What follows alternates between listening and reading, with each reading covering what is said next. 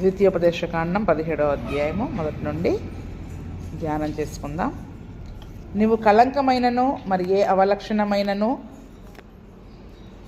గల ఎద్దునే కానీ గొర్రె మేకలనే కానీ నీ దేవుడైన యెహోవాకు బలిగా అర్పింపకూడదు, అది నీ దేవుడైన యెహోవాకు హేయము.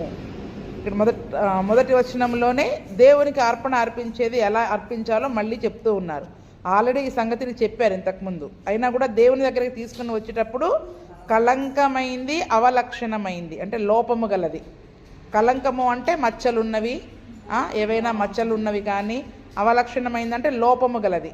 ఎద్దు కానీ గొర్రె మేకలు కానీ నీ దేవుడైన యెహోవాకు బలిగా అర్పింపకూడదు, అది దేవుని దృష్టికి హేయమైంది. అది దేవుని దృష్టికి హేయమైంది. ఎందుకంటే మలాకి గ్రంథం మొదటి అధ్యాయంలో చదివిపించాను కదా, కుంటిదానిని గుడ్డిదానిని వారికి పనికిరాని దాన్ని ఎక్కడికి తీసుకొస్తున్నారు? దేవునికి ఇస్తున్నారు కదా. మంచివి మా వారుంచుకొని పనికి రాదు అనుకున్నవి దేవునికి ఇచ్చేవారిగా చాలామంది ఉంటా ఉన్నారు. కాబట్టి మన దేవుడికి ఏది ఇచ్చినా కూడా శ్రేష్టమైనది ఇవ్వాలి, మంచిది ఇవ్వాలి. కానీ పనికి రానివి దేవుని సన్నిధికి తీసుకుని రావడానికి వీలు లేదు. 2వ వచనం నుండి ధ్యానం చేసుకుంటే, నీ దేవుడైన యెహోవా నిబంధనను మీరి ఆయన దృష్టికి చెడ్డదానిని చేయొచ్చు. నేనిచ్చిన ఆజ్ఞకు విరోధముగా అన్య దేవతలకును అనగా సూర్యునికైనను చంద్రునికైనను ఆకాశ నక్షత్రములలోని దేనికైనను నమస్కరించి మ్రొక్కు పురుషుడే కానీ స్త్రీయే కానీ నీ దేవుడైన యెహోవానికి ఇచ్చున్న నీ గ్రామములలో దేని అందైనను నీ మధ్య కనబడినప్పుడు అది నీకు తెలుపబడిన తరువాత నీవు విని బావుగా విచారణ చేయవలను. అది నిజమైన ఎడల అనగా అట్టి హేయక్రియ ఇజ్రాయేలులో జరిగి ఉండుట వాస్తవమైన ఎడల ఆ చెడ్డ కార్యము చేసిన పురుషుని కానీ స్త్రీని కానీ నీ గ్రామముల వెలుపలికి తీసుకుని పోయి రాళ్లతో చావగొట్టవలను. 2-3 సాక్షుల మాట మీదనే చావ తగిన వానికి మరణశిక్ష విధించవలను. ఒక్క సాక్షి మాట మీద వానికి విధింపకూడదు. వాని చంపుటకు మొదట సాక్షులు, తరువాత జనులందరూ వాని మీద చేతులు వేయవలను.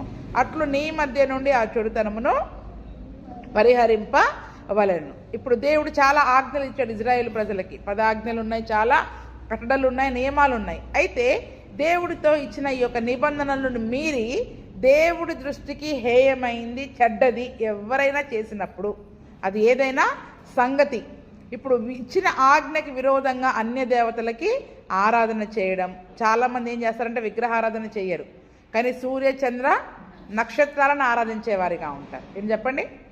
సూర్య చంద్ర నక్షత్రాలని ఆరాధించేవారిగా ఉంటారు. ఏంటి చెప్పండి సూర్యచంద్ర నక్షత్రాలంటే? సూర్య నమస్కారాలు చేస్తారు, చంద్రుణ్ణి ఆరాధన చేస్తారు.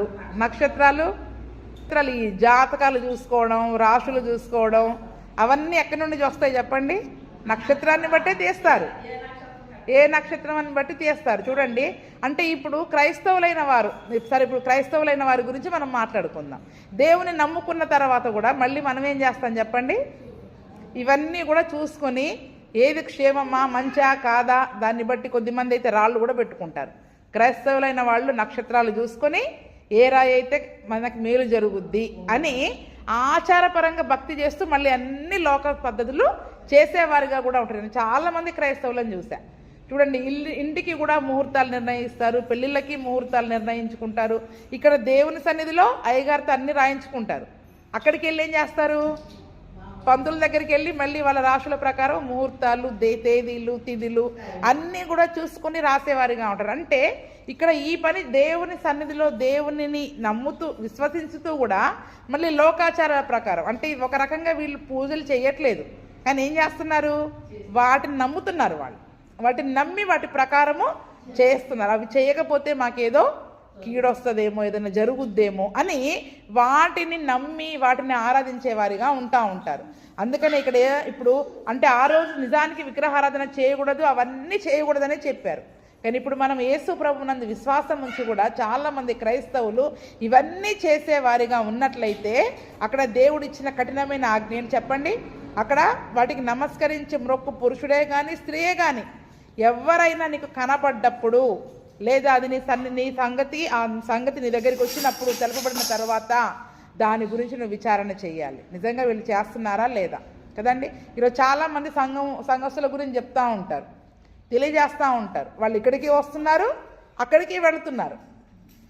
అక్కడికి వెళుతూ ఉన్నారు అని మనకు తెలుపబడినప్పుడు ముందు ఏం చేయాలి చెప్పండి? దాని గురించి విచారణ చెయ్యాలి. ఏ సంగతినైనా కూడా దానిని విచారణ చెయ్యాలి, బాగుగా విచారణ చెయ్యాలి. అది నిజమా కాదా? ఎందుకంటే ఆ దినమున ఆ యొక్క పనికి మరణశిక్ష విధించబడింది. మరి మరణశిక్ష విధించబడినప్పుడు నువ్వు సరిగా విచారణ చేయకుండా మరణశిక్ష విధిస్తే అది తప్పైపోతుంది కదా. మరి అతను నిర్దోషిగా ఉన్నప్పుడు ఏదో చెప్పుడు మాటలు వినేసి నువ్వు మరణశిక్ష విధించేసావనుకోండి, అది మరి ఒక నిర్దోషి యొక్క ప్రాణాన్ని తీసినట్లు అవుతుంది. కాబట్టి ఆ దినమున మరి ఎందుకంటే విగ్రహారాధన దేవుని దృష్టిలో అది హేయమైంది, దేవుడు అసహించుకునేది దేవుడి దృష్టిలో హేయమైంది. కాబట్టి మరి అటువంటిది ఏదైనా జరిగినప్పుడు నువ్వు బాగుగా విచారించాలి. అది నిజమైన ఎడల, అక్కడ కామా ఉంటుంది చూడండి, అది నిజమైన ఎడల, నిజంగా అట్టి పని అతను చేశాడు అని వాస్తవంగా రుజువు ఉన్న ఎడల ఆ చెడ్డ కార్యము చేసిన పురుషుని కానీ స్త్రీని కానీ గ్రామం వెలుపలికి పోయి రాళ్లతో చావగొట్టాలంట. ఏంటంట? రుజువు కావాలి, ముందు వాస్తవము కావాలి, అది నిజమనేది తెలుసుకోవాలి. అందుకనే చూడండి, ఆ దినం మన ఏ శిక్షకైనా కూడా దేవుని వాక్యానికి విరోధముగా ఈ పని చేశారు అని ఏదైనా ఒక సంగతి తెలుపబడినప్పుడు అది నిజమా కాదా అని విచారణ చేయాలి. బాగుగా విచారణ చేయకుండా ఎట్టి పరిస్థితులలో కూడా దాని గురించిన ఒప్పుకోలు, అంటే అది నిజము అనడానికి మనం ఒప్పుకోవడానికి వీలు లేదన్నమాట. ఎందుకంటే అది దేవుని దృష్టిలో చెడ్డ కార్యం. కాబట్టి ఆ చెడ్డ కార్యాన్ని చేసిన వాళ్ళని అవతలికి తీసుకుని వెళ్ళి రాళ్లతో చావకొట్టాలి. అంతేకాదు 2-3 సాక్షుల మాట మీదనే చావదగిన వానికి ఏం చేయాలి చెప్పండి? మరణ శిక్ష విధించాలి. అంటే ఈ యొక్క సంగతిని విచారించేటప్పుడు ఎంతమందికి అప్పగించాలి ఆ పనిని? కనీసం ఇద్దరు కంటే ఎక్కువ ముగ్గురు ఆ సంగతిని విచారించి అది నిజము అని వాళ్ళు చెప్పాలి. నిజము అని చెప్పిన తర్వాతనే ఆ మనిషికి తీసుకెళ్ళి ఏం చేయాలి చెప్పండి? అక్కడ శిక్షను విధించాలి. ఆ 2-3 సాక్షులలో ఏ ఒక్కరు అతనికి అది నిజం కాదు అని చెప్పినా కూడా, ఏ ఇద్దరు అది నిజం కాదు అని చెప్పినా కూడా దాన్ని రద్దు చేసి మళ్ళీ విచారణ చేయాలి. సాక్షులు లేకుండా. అందుకని అక్కడ ఉంది చూడండి, ఒక్క సాక్షి మాట మీద వానికి విధింపడానికి వీలు లేదు. ఒక్క సాక్షే ఉన్నాడు, ఇతను చేసిన తప్పు అని చెప్పడానికి ఒక్క సాక్షే ఉన్నాడు. దాన్ని క్యాన్సల్ చేసి ఇంకా 2-3 పురమాయించి విచారించాలి. అందుకనే చూడండి, దేవుడు కూడా అందుకనే ఆయనకి న్యాయాధిపతి అని ఎందుకు పేరు? సరి అయిన న్యాయం తీరుస్తాడు ఆయన విచారణ చేయకుండా త్వరపడి తీర్పు తీర్చే దేవుడు కాదు. మన యెషయా 1:15 కూడా చదివిపించాను కదా, ఆయన తొందరపడి తీర్పు తీర్చాడు, విచారణ చేయకుండా ఆయన తీర్పు తీర్చాడు మన సంగతిలోనే. కానీ మనమే త్వరపడి ఎవరి గురించి అయినా కూడా తొందరపడి తీర్పు తీర్చేవారిగా ఉన్నాం. అయితే వారిని చంపడానికి మొట్టమొదటగా ఎవరు చెయ్యి లేపాలంటే చేతులు వేయాలి? సాక్షులు. విచారణ చేసిన సాక్షులు ముందుగా అతని మీద చేతులు వేయాలి. ఆ తర్వాత మిగిలిన జనులందరూ కూడా వారిని చంపేవారిగా ఉండాలి. ఆ రకంగా చెడుతనమును మీ మధ్యలో నుంచి పరిహరించాలి అని చూస్తూ ఉన్నాం. చూడండి, ఇక్కడ ఇదే సంగతిని మనం అపోస్తుల కార్యంలో కూడా చూసుకుంటే, ఎందుకంటే స్టెఫెను పైన ఒక నేరం మోపబడ్డది. ఏంటంటే ఇతను దేవదూషణ చేస్తున్నాడు, మోషే ధర్మశాస్త్రానికి వ్యతిరేకముగా మరి ప్రకటిస్తున్నాడు అని చెప్పినప్పుడు అతనిని విచారించడానికి అక్కడ అందరూ ఉంటారు. అపోస్తుల కార్యము 7:58 చదవండి, చివరి మాట చాలు. 54. పట్టణము వెలుపలకి అతనిని వెళ్ళగొట్టి రాళ్ళు రువ్వి చంపిరి. సాక్షులు సౌలు అను ఒక యవ్వనుని పాదముల దగ్గర తమ వస్త్రములను పెట్టిరి.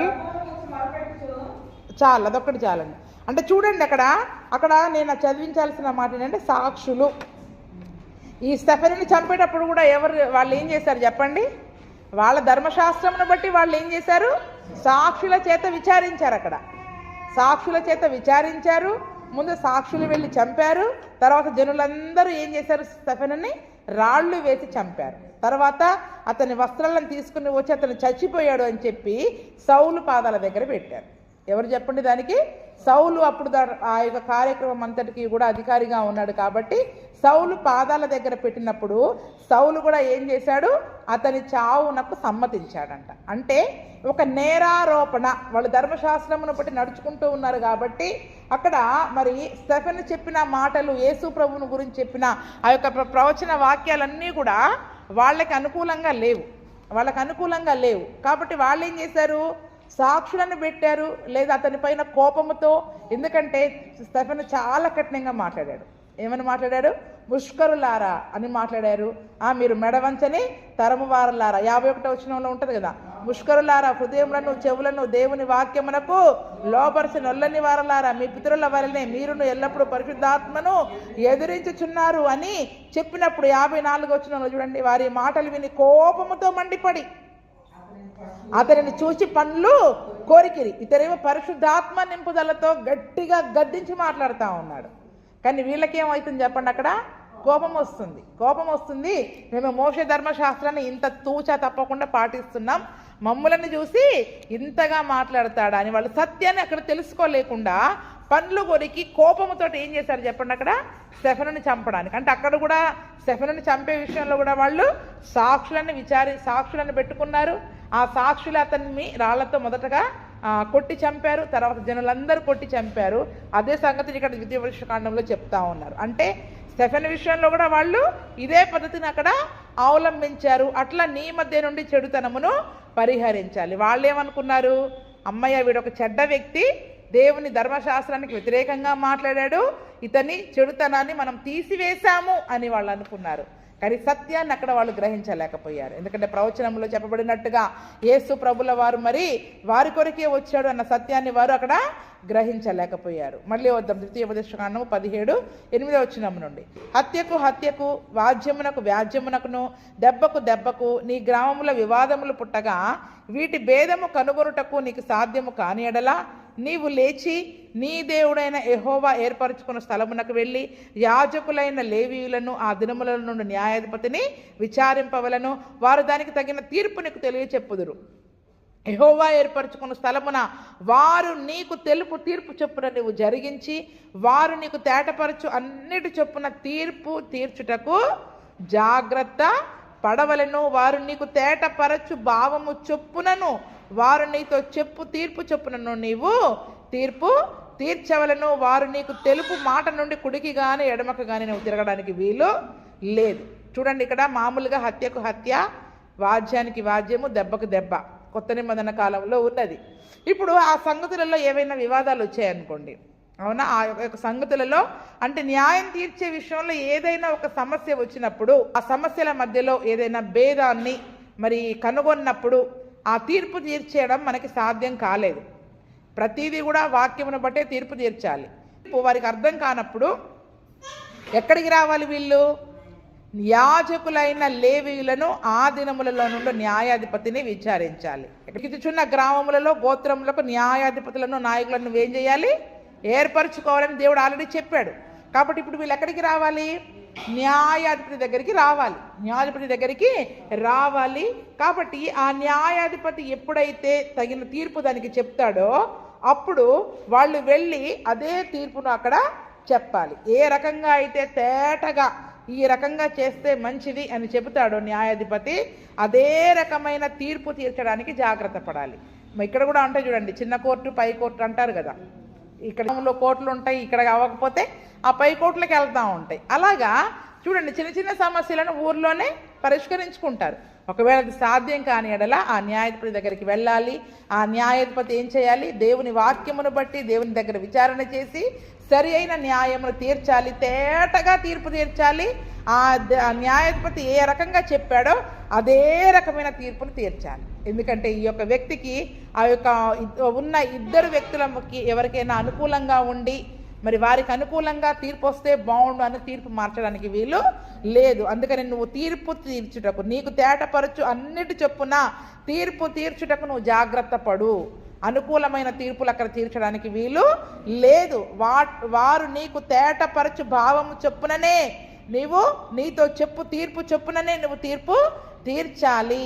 నా యొక్క మాట నుండి కుడికి కానీ ఎడమకి కానీ కొంచెము కూడా తను మార్చి ఇంకా తీర్పును చేయడానికి వీలు లేదు. ఎందుకంటే ఊర్లో ఉంటాం కదా, రోజు పొద్దున్న లేస్తే మొహాలు చూసుకోవాలి కదా, మరి వాళ్ళకి వ్యతిరేకంగా తీర్పు తీరిస్తే మరి మన కులపోళ్ళు కదా అని తీర్పును వాళ్ళకు అనుకూలంగా మనం కొంచెం మార్చేమనుకోండి, దేవుడు ప్రతిదీ కూడా చూస్తూ ఉన్నాడు. అందుకే చూడండి, నీకు చెప్పిన తీర్పు చొప్పున కుడికి కానీ ఎడమకి కానీ తొలగకుండా న్యాయమును బట్టే నువ్వు తీర్పు తీర్చాలి. అందులో ఉంటారు కదా కొద్దిమంది మూర్ఖులు, మరియు ఎవడైనా మూర్ఖించి అక్కడ నీ దేవుడైన యెహోవాకు పరిచర్య చేయుటకు నిలుచు యాజకుని మాటనే గాని న్యాయాధిపతి మాటనే గాని వినా నొల్లని ఎడల వాడు చావాలి. ఆ యొక్క యాజకులు కానీ న్యాయాధిపతి కానీ ఆ ఇద్దరు తీర్చిన తీర్పు వాడికి నచ్చలేదు.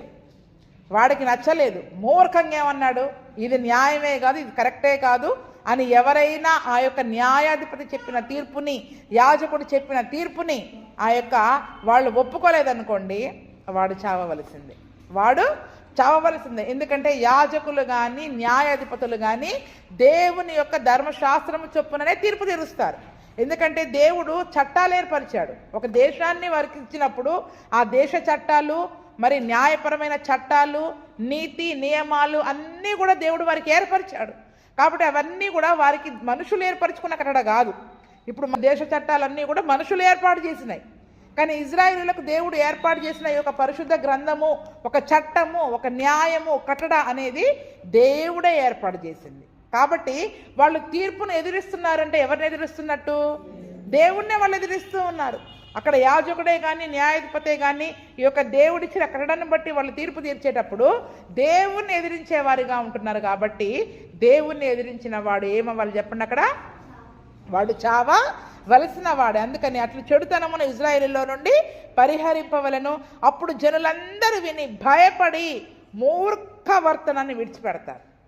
ఇంకోసారి ఈ తీర్పు తప్పు అని అనడానికి ఎవరికి కూడా ధైర్యం సరిపోదు. ఎందుకు సామెతల గ్రంథం 4వ అధ్యాయం 17వ వచనంలో కూడా మనం చూసుకున్నట్లయితే ఈ యొక్క వాక్యాల గురించి అనేక సంగతులు పరిశుద్ధ గ్రంథంలో ఉన్నాయి. సామెతలు 4:27. అందుకని న్యాయాధిపతులు కానీ లేవీలు కానీ ఆ యొక్క తీర్పు నుండి కుడికి కానీ ఎడమకి కానీ తీర్పు తిరగడానికి వీలు లేదు. సామెతలు 4:27. నీవు కుడి తట్టునకైనను ఎడమ తట్టునకైనను నీ పాదమునకు కీడునకు దూరముగా తొలగించుకొనుము. నీవు కుడి తట్టునైనను ఎడమ తట్టునైనను తిరగకుము.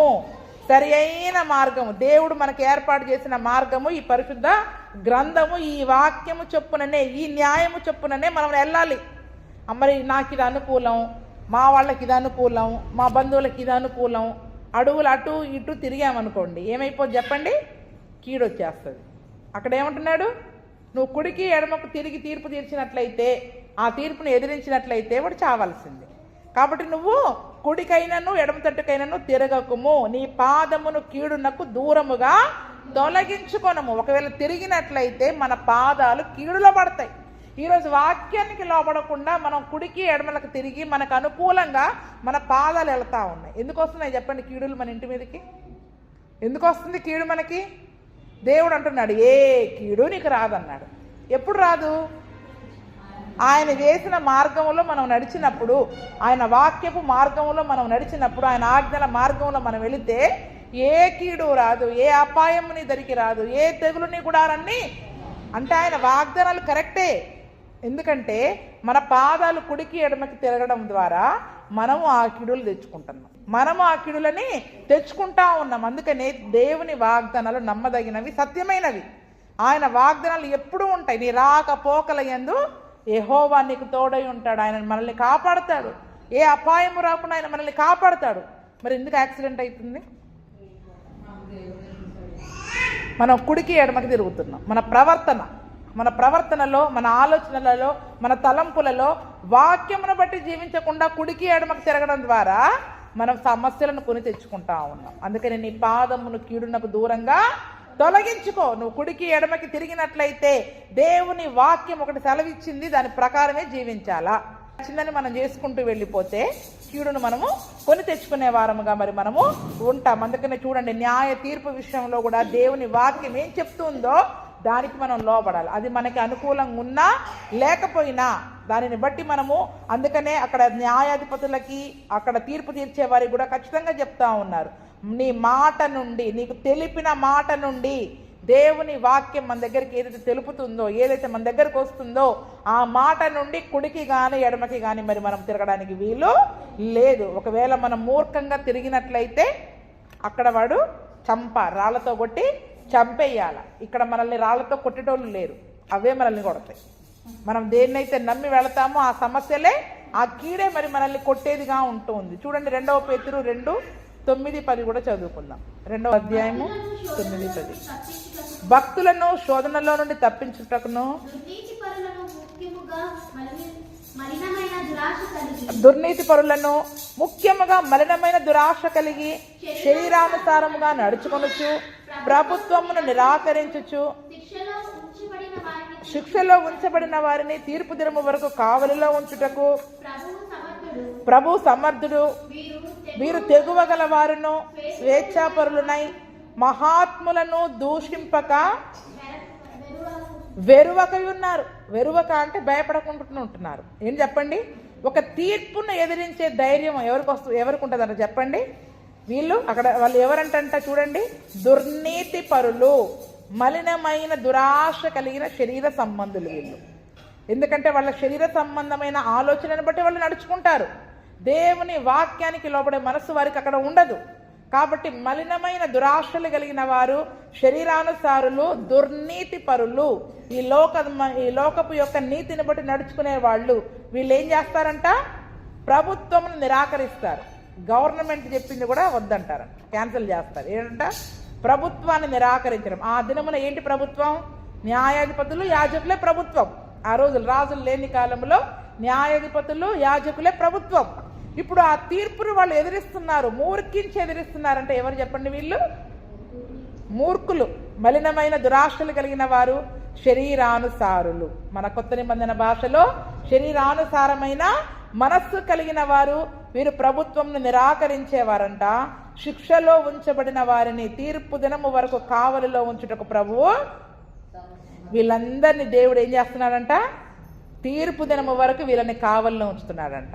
వీళ్ళందరూ ఎక్కడికి వెళ్తారు అంటే, ఇప్పుడు మనల్ని రాళ్లతో కొట్టి చంపరు, కానీ మనం అలాగే మూర్ఖంగా జీవించినట్లయితే, వాక్యపు యొక్క తీర్పుకి కాకుండా మనకు నచ్చిన తీర్పులు మనం చేసుకుని ఉన్నట్లయితే, తీర్పు దినము వరకు శిక్షా కావలిలో దేవుడు మనల్ని ఉంచుతాడంట. అంతేకాకుండా వీళ్ళు ఎటువంటి వాళ్ళంట, తెగువగలవారు, స్వేచ్ఛాపరులు, మహాత్ములను దూషించడానికి సైతం అసలు ఎవరిని లెక్క చేయరండి. పెద్ద లేదు, చిన్న లేదు, వయస్సు లేదు, అధికారము లేదు. చూడండి, అసలు ఈ రోజుల్లో చిన్న పిల్లలు సైతం అధికారంలో ఉన్న వాళ్ళని పట్టుకొని వాడు వీడని మాట్లాడుతున్నారు. అవునా? వాళ్ళని పట్టుకొని, ప్రైమ్ మినిస్టర్లను పట్టుకొని ఏమంటాడు, వాడు వీడు. ఎవరు నేర్పిస్తున్నారు వాళ్ళకి? మనం అంటున్నాం, వాళ్ళు చేసేవి మనకు నచ్చట్లా. ఆ ప్రభుత్వం పెట్టే నియమాలు మనకి ఏమవట్లేదు చెప్పండి. నచ్చకుండా మనము దూషించడం మొదలు పెట్టుకొని వాడు వీడు, ఎంత పెద్దోళ్ళైనా సరే, డబ్బున్నోళ్ళైనా, అధికారంలో ఉన్నోళ్ళైనా, ఎవరినైనా సరే వాడు వీడు అంటున్నారు. కానీ రెస్పెక్ట్గా ఎవరైనా మాట్లాడతారా చెప్పండి? ఇంత అధికారంలో ఉన్న వాళ్ళకి మనం గౌరవం ఇచ్చి మాట్లాడాలి. ఒకవేళ వాళ్ళు దేవుని చిత్తానికి వ్యతిరేకంగా చేసినట్లయితే దేవుడు వారిని శిక్షిస్తాడు. అందుకనే మహాత్ములను సైతం దూషించడానికి వీళ్ళు వెరవట్లేదంట. శరీరానుసారమైన మనస్సు గలవారు అంట. మహాత్ములు అంటే దేవుని మహిమ అంటే, ఒక రకంగా దైవ సేవకులను కూడా ఈరోజు అంటే దేవుని యొక్క సేవకులను కూడా దూషించడానికి, వారిపైన మాట అనడానికి భయపడకుండా ఉంటున్నారు. చూడండి 11వ వచనంలో కూడా చూస్తే, దేవదూతలు వారి కంటే మరి అధికమైన బలము, శక్తి గలవారైనను ప్రభువు ఎదుట వారిని దూషించి వారి మీద నేరము మోప, మనకంటే దేవదూతలు పెద్దవి, గొప్పవి. అవునా? మనకంటే వారికి అద్భుత శక్తులు ఉంటాయి, చాలా ఆశ్చర్యకార్యాలు చేసే శక్తులు ఉంటాయి.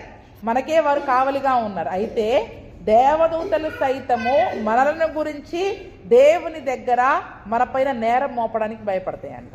ఏంటంట? మన పైన మనకి కావలుండే ఎవరు చెప్పండి ఇప్పుడు? అవునా? మన చుట్టూ దేవదూతలు ఉన్నాయని నమ్ముతున్నారా లేదా? మన చుట్టూ యెహోవా యందు భయభక్తులు గల వారికి ఆయన దూత కావలి ఉండి మన వెంట రోజు ఒక దేవదూతలు ఉంటాయి.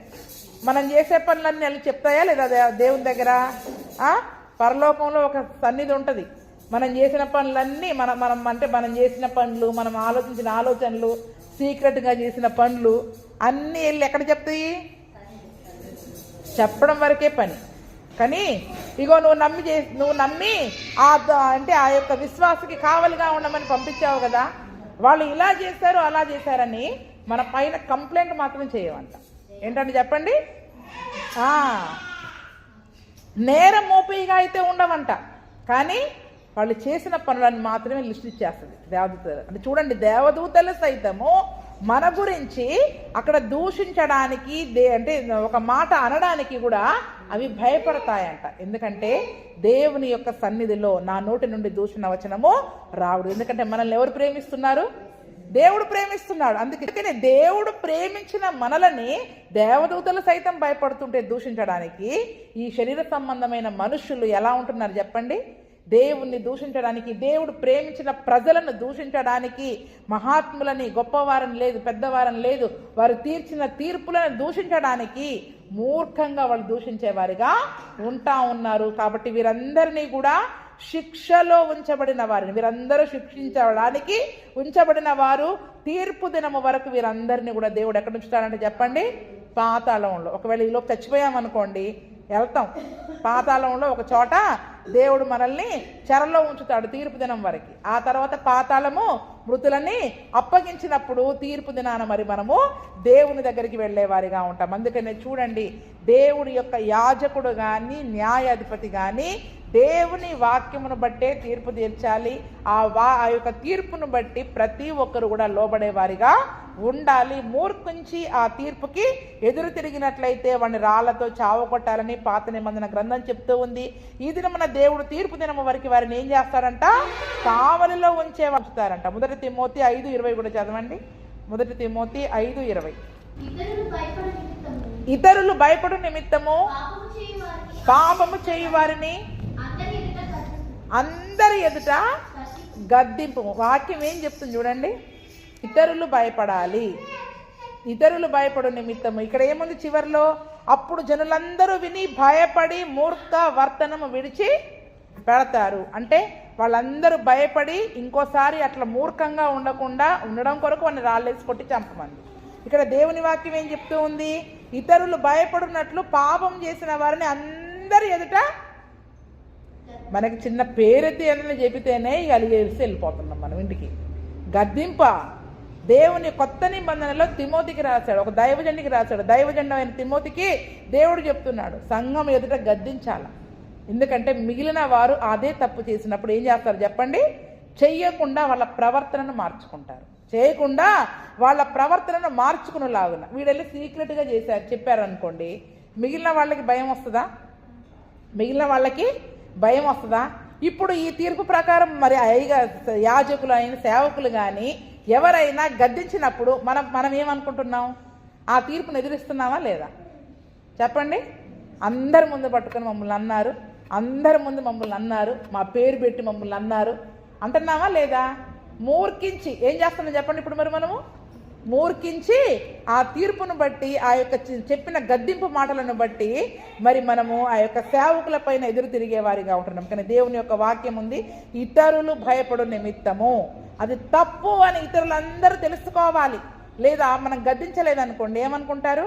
తను చేస్తున్నాడు కాబట్టి అది సరే, అయ్యగారు గద్దించలేదు కాబట్టి అది సరే అని అనుకొని అదే రీతిగా మిగిలిన వారు కూడా చేసేవారిగా ఉంటారు.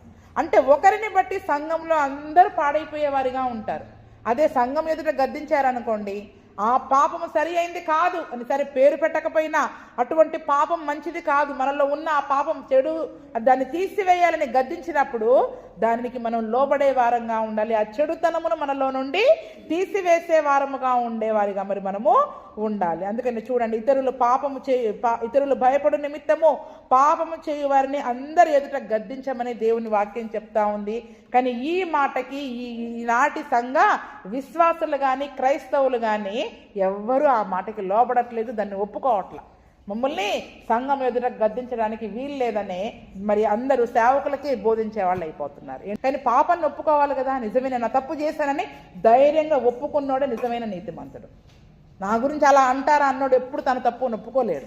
కానీ ధైర్యంగా నలుగురు ముందు నిజమే నేను చేశాను, అది తప్పు నేను తెలుసుకున్నా, ఇంక నేను చేయకుండా ఉంటాను అని మరి మనము ఒప్పుకునే వారముగా మరి మనము ఉండాలి. అందుకని చూడండి, అందరూ ఇతరులు మూర్ఖవర్తనను విడిచిపెట్టినట్లు ఆ యొక్క పనిని మరి మీరు చేయమనే దేవుని యొక్క వాక్యం చెప్తా ఉంది. ఎందుకంటే ఇజ్రాయేలులో నుండి ఆ చెడుతనము వెళ్ళిపోవాలి. లూకా 10:16 కూడా చదవండి.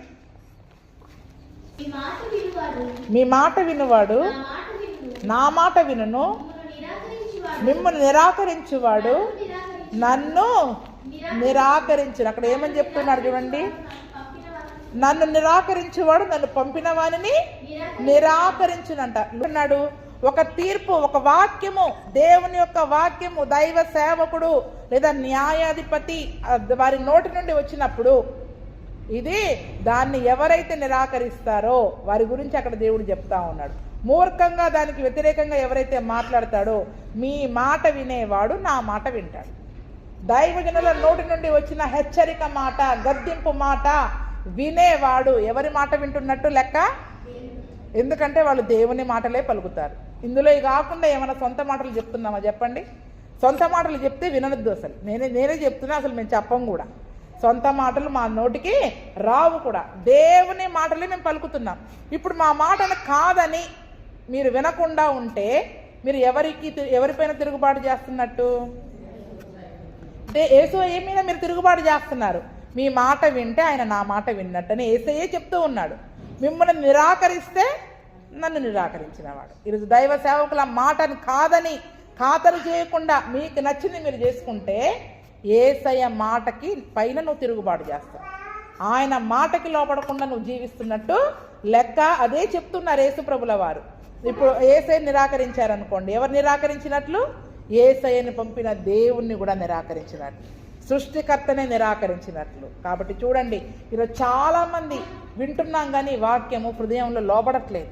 దైవ సేవకుల మాటకి లోబడట్లేదు, దైవ సేవకుల తీర్పులకి లోబడట్లేదు, వాక్యానికి లోబడట్లేదు. మన సొంతానికి మనం వెళ్తున్నాం. రహస్యంగా నీ హృదయంలో ఆ తిరుగుబాటు ధోరణున్నా దేవుణ్ణే నువ్వు నిరాకరిస్తున్నావు. ఎవరిని నిరాకరిస్తున్నారు చెప్పండి? దేవుణ్ణి నిరాకరిస్తున్నాం. యేసు ప్రభువుని పంపిన దేవాది దేవుణ్ణి కూడా, తండ్రిని కూడా మరి మనము నిరాకరిస్తున్నట్టుగా మరి దేవుని యొక్క వాక్యం అక్కడ సెలవిస్తా ఉంది. అందుకని చూడండి, ఆ యోహాను సువార్త 12:48 కూడా చదవండి. ఎవడైనా నా మాట వినియు వాటిని గైకొన కుండిన ఎడల నేను అతనికి తీర్పు తీర్చను. నేను లోకమునకు తీర్పు తీర్చుటకు రాలేదు గాని లోకమునకు రక్షించుటకే వచ్చి. చదువు. కలడు. చూసారా అక్కడ ఏమంటున్నాడు? అక్కడ నన్ను నిరాకరించి నా మాటలను అంగీకరింపని వానికి. అక్కడ యాజకులకి మూర్ఖించి యాజకుల మాట వినకుండా, న్యాయాధిపతి మాట వినకుండా ఉన్నవాడి సంగతి ఇక్కడ కొత్త నిబంధనలు చెప్తా ఉన్నాడు. ఆ రోజు వారి యొక్క మాటకి ఎదురు తిరిగిన వాళ్ళు, ఈరోజు దేవుని వాక్యానికి ఎదురు తిరిగిన వాళ్ళు, దేవుని మాట నిరాకరించిన వాళ్ళు అలా చెప్తారు. ఎలా చేస్తారండి? అలా కుదరదు కదండి అని దేవుని మాటను మనం నిరాకరించే వారిగా ఉంటే, నన్ను నిరాకరించి నా మాటలను అంగీకరింపని వానికి తీర్పు తీర్చేవాడు ఒకడు ఉన్నాడు. నేను చెప్పిన మాటయే అంత్యదిన మందు వానికి తీర్పు తీరుస్తుంది. ఈరోజు యేసయ్య చెప్పాడు ఆ మాట. ఆ మాటను బట్టి నువ్వు లోబడ్డావా లేదా? మనలో ఉన్న పరిశుద్ధాత్ముడు ఉన్నాడా? అందుకే తండ్రి, కుమారుడు, పరిశుద్ధాత్ముడు తీర్పు తీర్చేవాడు మనకి. ఎవరు చెప్పండి? ఆ పరిశుద్ధాత్ముడు మనలో ఉండి ఆ మాటకి మనం లోబడుతున్నామా లేదా, తిరుగుబాటు చేస్తున్నామా? ఆత్మ సాక్ష్యం చెప్తుందా లేదా మన పైన? యోహాను పత్రికలలో ఉంది, సాక్ష్యం ఇచ్చేవాడు ఆత్మయే. నేను చెప్పిన మాటే, ఆ మాట నువ్వు విన్నావా లేదా, ఆ మాటే తీర్పు తీరుస్తుందంట మనకి. అంటే ఆ తీర్పు దినాన మన దైవ సేవకుల నోటి నుండి వచ్చిన ప్రతి మాటను బట్టి నువ్వు విన్నావా లేదా, ఆ మాటే ఎక్కడ మన పట్ల తీర్పు అక్కడ చెప్పేదిగా ఉంటుంది. అందుకని యేసయ్య అంటున్నాడు, అయ్యా నన్ను తీర్పు తీర్చడానికి నేను లోకానికి రాలే, నేను లోకాన్ని రక్షించడానికే వచ్చా. అయితే నేను ఈరోజు ఏ మాట అయితే సెలవిస్తున్నానో, దైవ సేవకుల ద్వారా, న్యాయాధిపతుల ద్వారా ఏ మాట అయితే సెలవిస్తున్నానో దాన్ని నిరాకరించేవాడు, మూర్ఖంగా దాన్ని త్రోసివేసేవాడు, ఆ మాటకి లోబడకుండా ఉండేవాడికి తీర్పు తీర్చేవాడు ఒకడున్నాడు, ఆయన నా తండ్రి. నేను ఈరోజు చెప్పిన ప్రతి మాట వారి పక్షంగా అక్కడ తీర్పు తీర్చేదిగా ఉంటుంది. ఎందుకంటే వాక్యమే దేవుడై ఉన్నాడు. ఆ వాక్యమైన దేవుడే వారి పక్షంగా, మన పక్షంగా అక్కడ తీర్పు తీర్చేవారిగా ఉంటున్నారు. ఎంత భయం కలిగి ఉండాలి చెప్పండి. ఇప్పుడు మనం ఎంత భయం కలిగి ఉండాలా? ఎన్ని వాక్యాలు వింటున్నాం, ఎన్నిటికి అవిధేయులంగా ఉన్నాం, ఎన్ని హెచ్చరికలు వస్తున్నా ఎన్నిటికి అవిధేయులంగా ఉన్నాం. మరి అవన్నీ రేపు మన పైన తీర్పు తీర్చడానికి సిద్ధంగా ఉన్నాయి. అవన్నీ మన పైన తీర్పు తీర్చడానికి సిద్ధంగా ఉన్నాయి. సాక్ష్యాలన్నీ సిద్ధంగా ఉన్నాయి. సాక్షులను మనం తారుమారు చేయలేం కదా. మనం ఎన్నిసార్లు లోపడకుండా ఉన్నామో అవన్నీ సాక్ష్యాలు సిద్ధంగా ఉన్నాయా లేదా? దేవుని సన్నిధిలో మనం ఒప్పుకొని మన ప్రవర్తనను విడిచిపెడితే దేవుడు అవన్నీ కొట్టివేస్తాడు. దేవుడు అవన్నీ కొట్టివేస్తాడు. కానీ ఒప్పుకోకుండా మనం అలాగే మూర్ఖంగా నేను చేసేదే రైట్, నేను విన్నదే రైట్, నేను చూసిందే రైట్ అనుకొని వాక్యమును బట్టి కాకుండా మనకు నచ్చినట్టుగా జీవించే వారంగా ఉంటే అవన్నీ తీర్పు దినాన మనకు పైన తీర్పులు తీర్చేయిగా ఉంటాయి. కాబట్టి అటువంటి తీర్పులోనికి మరి మనం వెళ్లకుండా భయపడి ఇప్పుడే ఆ ప్రవర్తనను విడిచిపెట్టమని దేవుని యొక్క వాక్యము సెలవిస్తూ ఉంది. అటువంటి కృపను ప్రభువైన యేసుక్రీస్తు మనకందరికీ దయచేయునుగాక. ఆమేన్.